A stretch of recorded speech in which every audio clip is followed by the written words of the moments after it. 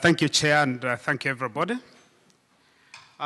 In this presentation, I just want to share with you just a number of things in terms of, how my perspectives on how research, independent policy research, relates to advocacy and what I think we need to be doing to be able to bring about the policy changes that we need.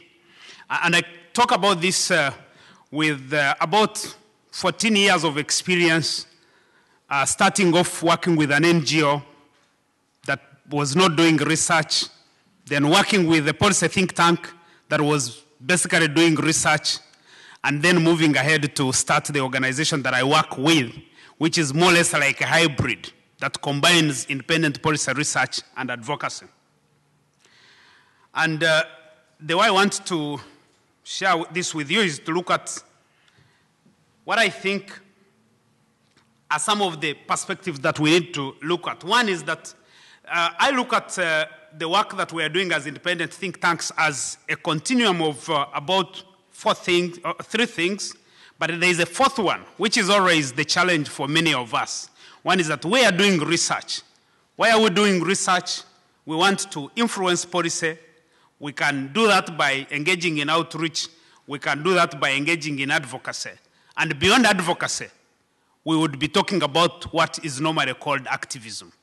And I think part of the challenge that we face as think tanks is where to draw the boundary from advocacy to activism.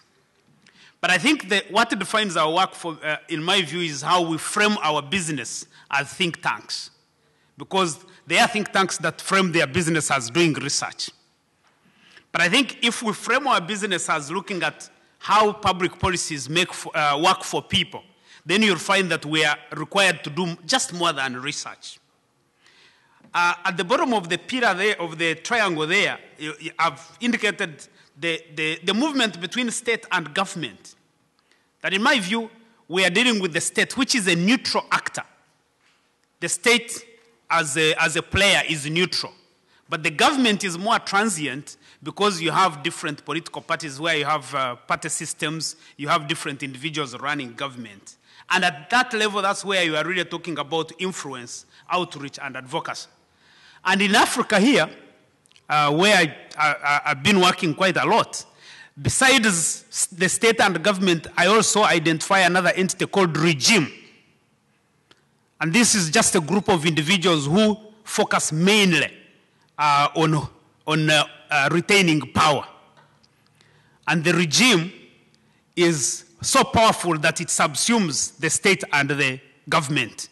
So to engage in policy making when you have a regime, and these are cases where you have long-serving regimes, to engage in policy, then you have a problem because as think tanks, we don't have very clarity on how actually you engage the regime in policy making. So there are those tensions depending on the context. So my argument here is that how we engage in research, influencing policy, advocating for policy, policy outreach is actually going to depend on the particular context of individual states. So if I can just talk about the three that I think we do as think tanks. One is that policy influencing is the partnership between policy think tanks and policy makers. Normally there you assume that governments are able to, or government agencies are able to listen, they are interested in your ideas. And therefore, if you generate research, you generate briefs, these government officials will read and understand and take up your ideas. So I call that influencing.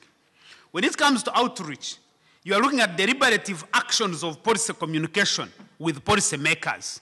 In other words, you begin to realize that, no, actually, these guys are not reading what I'm writing, so I need to do something more.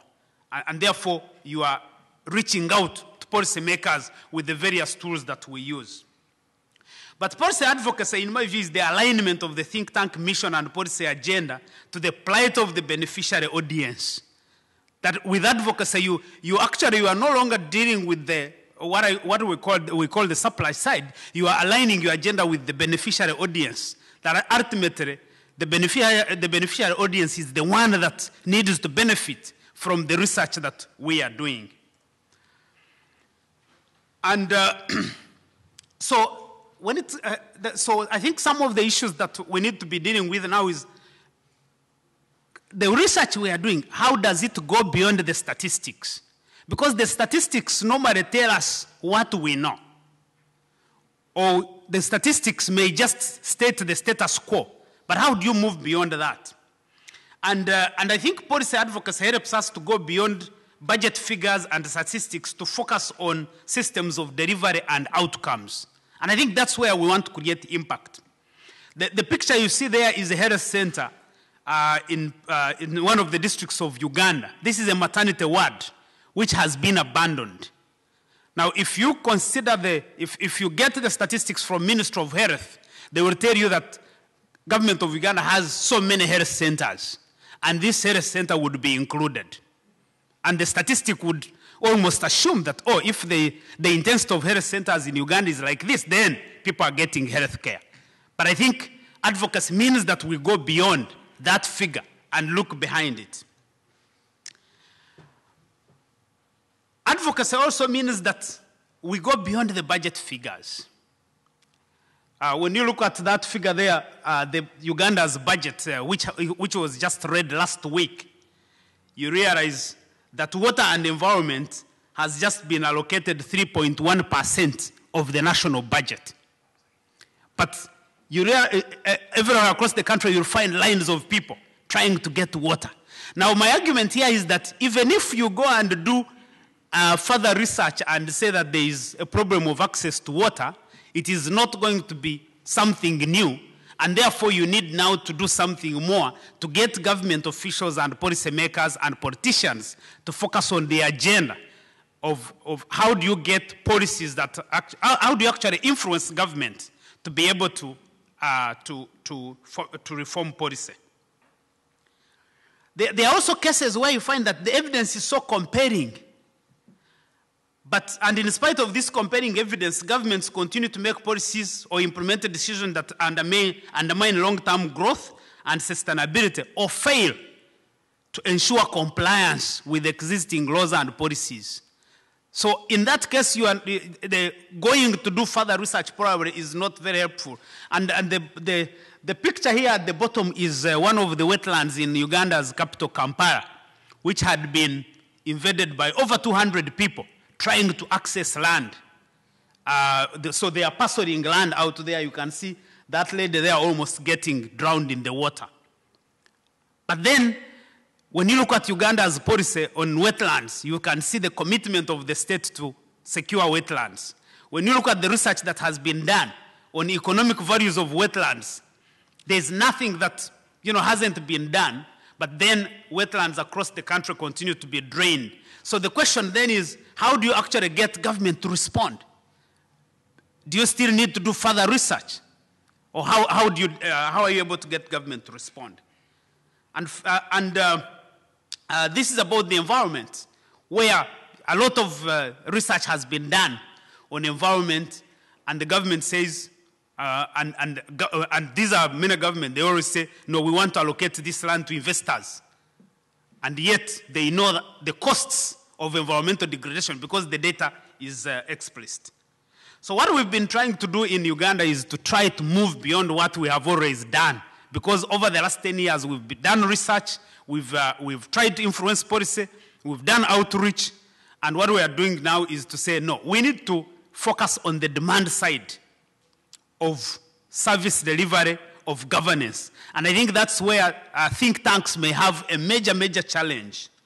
So the work that I wanted to share with you here is the work that we are doing with local governments, where we are looking at actually how do you build a critical mass of citizens so that as a think tank, you don't have to be the one who is trying to actually influence policy, but actually the citizens are the ones influencing policy. And so we have an initiative working in about 26 districts where we are able to reach over 700 local leaders. And we are able to, 26 districts, the 26 districts have about 30% of the population of Uganda, about 10.3 million people. And so the point for us is that if we do an assessment like this one, where we assess performance of local government councils. This young man you see here at the bottom, this is a picture that was taken sometime in October last year in one of the districts in that school. And this boy is looking to the future, wanting to be a doctor. And therefore, we say, no, actually the citizens, the local leaders have to be the ones to actually demand for policy change. So our approach to policy advocacy is to say, build the demand side so that citizens and local leaders are able to open up a conversation between the government, between the local government and the central government. And that's the point that I want to end with, which is where I have tried to press a number of actors that we deal with in this policy advocacy agenda. If you look at the left there, you'll see the political actors, all those institutions. On the right here, these are the technical actors, that the institutions that we would call policy-making agencies. Now, in the middle there are more or less actors that you would call non-state actors. And you've seen that I've just pressed the think tank somewhere at the top there because I couldn't figure out where they belong. So as think tanks, whether we belong in the middle, whether we belong on either side, is an issue, I think, that is dependent on our mission and our goal. And the idea is that what is missing now in our policy agendas is how to make sure that when citizens have a problem, when they can't access services, they are able to demand for services, and either of these actors are able to respond. So all our work now, most of our work is really centered there in the middle on how to trigger each of these to respond. And in that way, we are using research, so generating evidence to demonstrate to each of these actors that action needs to be taken. And then we are working to influence their work by engaging with them using the different tools. And then we are working, doing outreach to the citizens and to the local leaders, and of course, doing advocacy. So a combination of those, we think, is able to then shift the policy landscape, even where you have problems of policy making, like in most of the countries that we know. So I'll end here for the time being. Thank you very much.